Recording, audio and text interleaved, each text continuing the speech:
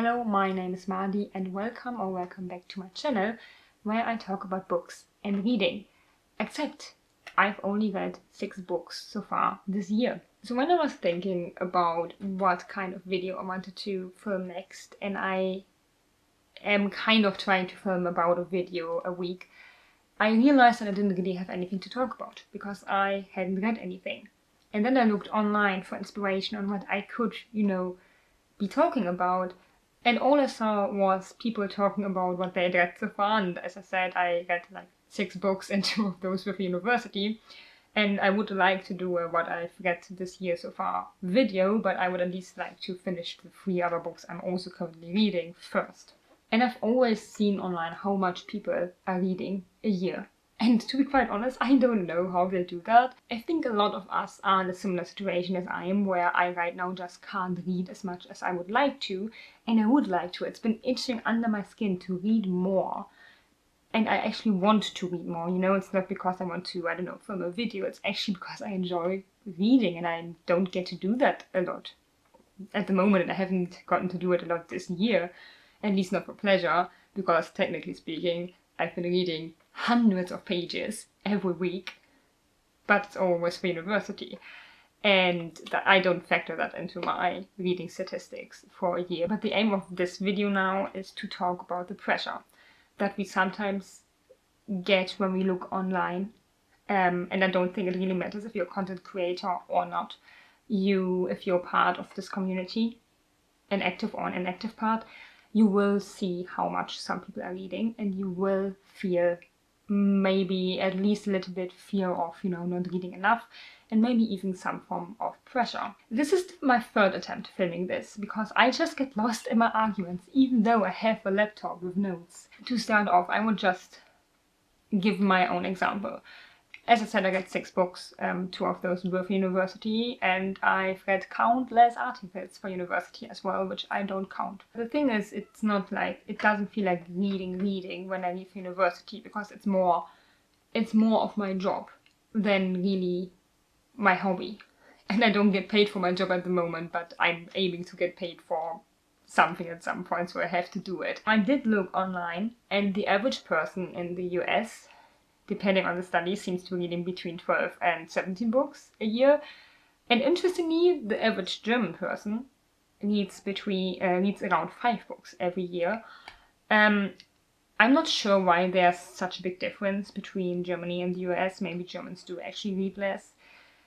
There might also be, I read somewhere that the US statistics also factors in books that you started, so maybe the German books are just the ones that have been finished. I don't know, maybe Germans actually just don't read as much.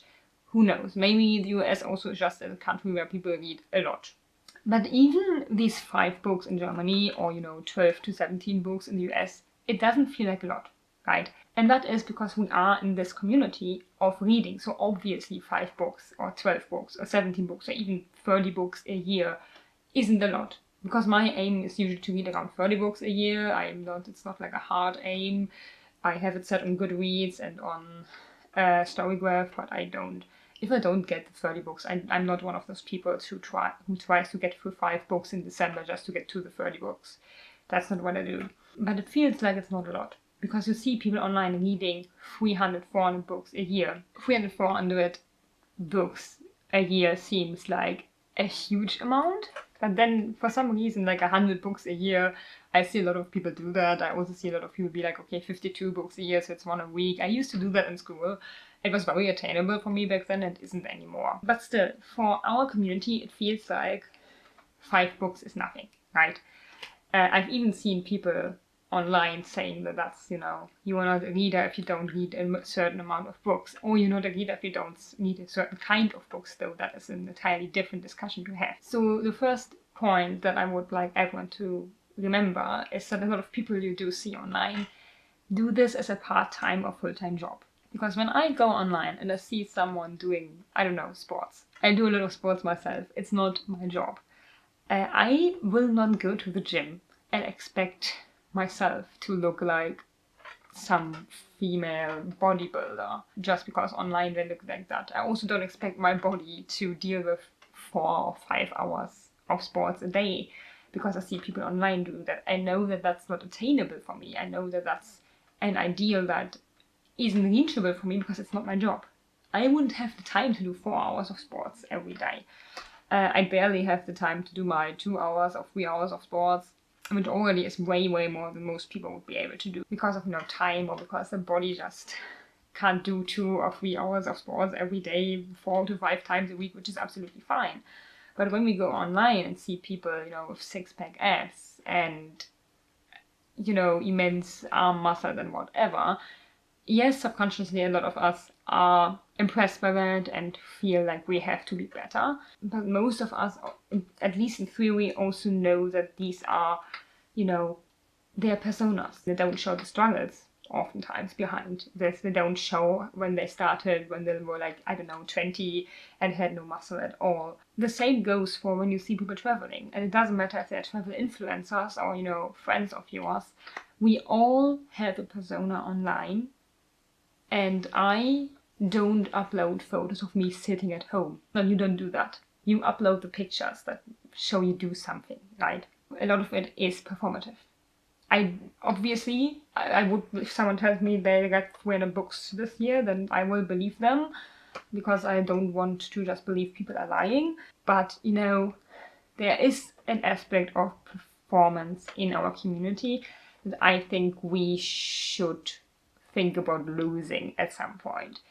The second point is that a lot of these people do this full-time or part-time, as I already said, so they have more time to do that. If you work a 40-hour job, or if you have a family, or if you have to take care of elderly parents, or if you, like me, do a university degree that maybe takes up a little bit more time, you won't have the time to read as much as people who do BookTube or BookTuber or Bookstagram as part of their job. And I know a lot of booktubers do have daytime jobs because BookTube is not something that will pay for your rent most of the time. But especially those booktubers that are self-employed are those that we see most. And being self-employed takes so much discipline. It takes so much courage to do that. I don't want to talk down on that. Definitely not. I don't think I could do that.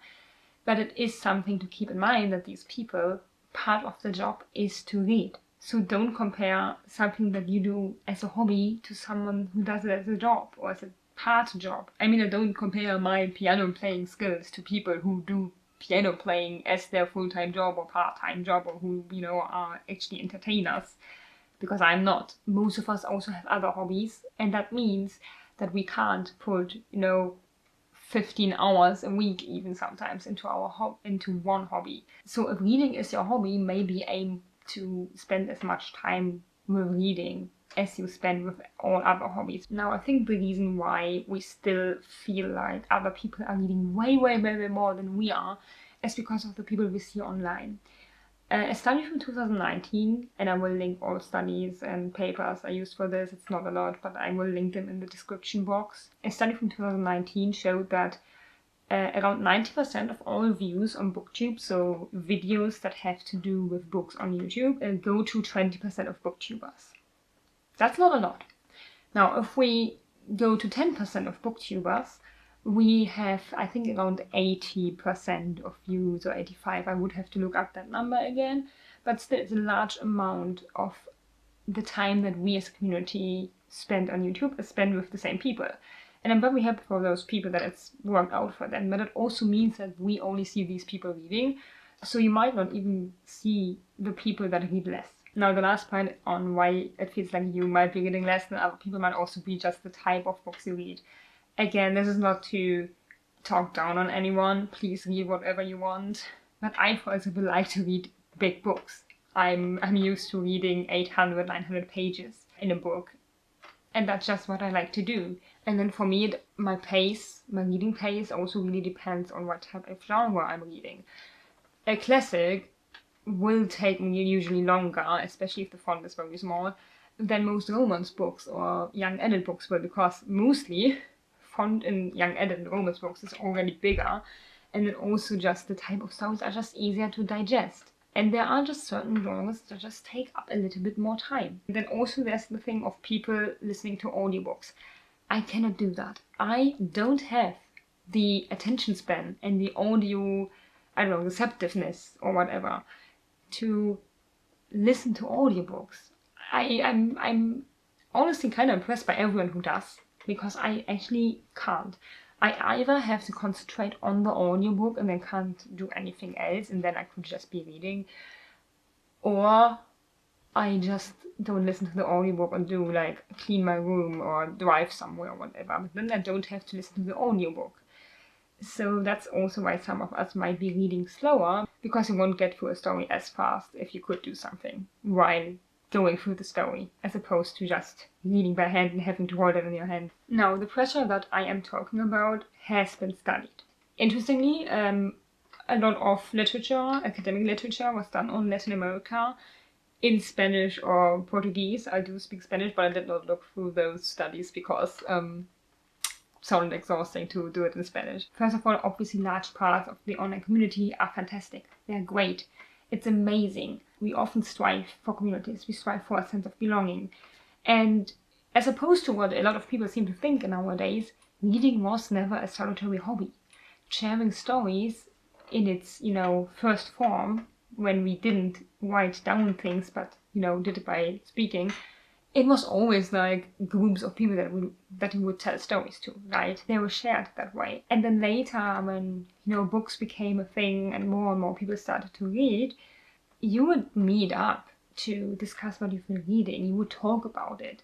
And we don't do that as much anymore, I think, because not a lot of people, like less and less people are reading, though there is an upwards trend now, which we definitely have to thank BookTok for. But less people than in the past are reading in total, right? So it's harder to find people who you can discuss these things with. In one paper, the authors equated it with sitting around a dinner table or, finding a church community. It's a community of people that you share something with, that you share books with, that you've read, that you share your hobby with. And that is great. That is a great aspect of our online book community. But there is a pressure, and that has also been studied. Now, it seems like this pressure is bigger when you're a creator, which makes sense because people kind of expect of you that you read, but for every fellow creator, if it's not your job, there's no reason for you to actually have to read a certain amount because you don't depend on it. I think you have to really differentiate between if you want to do it as a hobby or if you want to do it as a job. And if it's a hobby for you, then there's no reason for you to have to read hundreds of books every year. In my opinion, it's better to read the books that you really like and then, talk with passion about them instead of reading book after book after book that you're like, meh, but everybody else likes them, so you have to read them. Now, a paper by Birker and Ferle actually talk about the quantitative measure of us, starting to quantify how much we're reading. And this brought me to the question, and unfortunately I did not find an answer to it, if we always used to do that. Like in the 19th, 20th century, would they write down, I read 400 pages this week? I wouldn't assume so. Why would they do that? And then also, why are we comparing how much we're reading? A lot of people are like, this isn't a competition, but for some reason it feels like it is. And I think we are at the moment turning a community that we have created, a community that we all want to be part of because we want to share our joy in reading, into a community that is more about a race to read, about competition, about, look, I read 300 books this year and they were all written by Kafka and Kant and I don't know, because that's also a thing. There are two very separate parts, in my opinion, on our online community of people who, hate the new trends of new adult and young adult and romance stories, and the people who are like, but we are reading way more than you. And both sides are kinda incorrect, if I'm being honest, because why don't, if you want to read only young adult, then do that. It's not my business. And if you do like classics, why do you tell other people that they should read them because they're more educated? And that's also, it feels like I have to read certain books these days because everybody's reading them, everybody's loving them. Not my thing, to be quite honest, and it feels very performative in many ways to me. It feels very much like we are expecting from, especially content creators, to read this certain books. And there are some books I would like to read. I do have a little life on there, and I would like to do a reading vlog about that maybe. But I'm not gonna read... Well, I have been thinking about trying out some books of BookTuber that I saw just to see if maybe, you know, I'm prejudiced. But if I don't like them, I just, you know, stop reading them. This brings me to my next point, which is the question, are we gatekeeping? Because I feel like we kinda are. I feel like there's a lot of intimidation these days behind reading, and there's always been intimidation behind reading because, you know, you have to get into the story. But there seems to be this thing of people thinking you have to read a certain amount of books to count as a reader. And I don't think that's true. I think if you read one book a year, and it's, I don't know, 100-page manga, you read that book, you're a reader. If you want to be. If you don't want to call yourself a reader, then don't. It's not a test you have to pass. It's not, you know, you don't have to fulfill certain criteria to be counted as someone who likes to read. And I feel like we are keeping people out that potentially could be part of our community because we expect people to read a lot. When you go to the gym, it's always like, it's better to do half an hour workout than no workout at all, because at least you're moving. It's better to read one book a year than no books at all, if it's your hobby. And if you don't read at all, that also doesn't make you less of a human being. I'm assuming that all people who will be watching this do read some amount of books. But if you somehow ended up here and do not read at all, that you're not less of a human being. Now, the gatekeeping thing, there's obviously also a lot of other things that play a role there, because, you know, there's like an economic barrier, especially if you want to do content creation. You know, these large shelves with so many books on them. I mean, even I have, you saw me, if you watch my videos, you saw me trying to sort my books, and I have a large chunk of unread books over there. So you also don't have to buy your books, obviously, to count as a reader. If you get them from the library, obviously I would never condone such things as illegal downloads. But whatever way you find books and read them. Then there's also this thing that I already talked about of certain genres being seen as more worthy. You know, we're essentially gatekeeping two communities off of each other. Like we somehow managed to separate into two communities. Why did we do that? I'm not sure. Now, conclusion of that point, I think we are gatekeeping because of the amount of pages we expect people to read, because of the type of books we expect people to read, and the amount of books we expect people to have, because not everybody can afford their own home library. It's just not doable for a large amount of people. Which brings me to my last point of this very unstructured feeling video. Don't stop reading because you get discouraged because of other people. You don't need to read hundreds of books. It's enough if you read one book if you like to read. And I do actually mean it when I say that one book is better than none, because when there are proven health benefits, mental health benefits especially, cognitive benefits, and we're not talking about English alone or about language alone, depending on what language you read in. And we're also talking about studies that have shown that you can get better at math, or students who read are usually, you know, better in school as well when they read, you know. The famous, our attention span has gotten so short because we're always on our phone. Yeah, if you read a book, your attention span, you know, you have to train your brain to read books and to enlarge your attention span. And then there are also social benefits, like people who read, especially fiction, especially literary fiction apparently. But as I said, I don't think it really matters too much what genre you read. Apparently, they do get better at social interactions and relations stuff. Now, my tip would be to set realistic goals. As I said, I have my goal set to 30 books, but I don't care if I reach it or not. If you would care about these things, about the, you know, line filling up, or about the graph filling up, then maybe set it to 1 book or 2 books or 10 books, depending on what is actually attainable for you in your life. For me, it's always a little bit unpredictable because my life is constantly changing, because I'm studying and now I'm gonna start an internship and I never know how much time I actually have. But if you are in a part of your life where you know you will do the same job next year than you do this year, you can kinda figure out how many books you're likely to read in a year. And then you can also figure out if you want to challenge yourself or if you just want to, you know, do the same as you do every year. Now, here's the thing. I, again, don't think that we always use to quantify this. If you don't want to set a specific goal, don't. Honestly, I think it would probably be better for everyone in our community if we just stopped with the reading goal of 30 books a year. Because why do we do that? What is the use behind us saying I have to read this amount of books every year? We are just pressuring ourselves into the feeling either like we failed or like we actually have to attain this goal. What is the intent? And I know some people just like to challenge themselves. I do to a certain extent. But like not everybody does. So why does everybody have a goal? And why are we comparing these goals? Because if your aim is to challenge yourself, then why are you looking at what the other people are reading?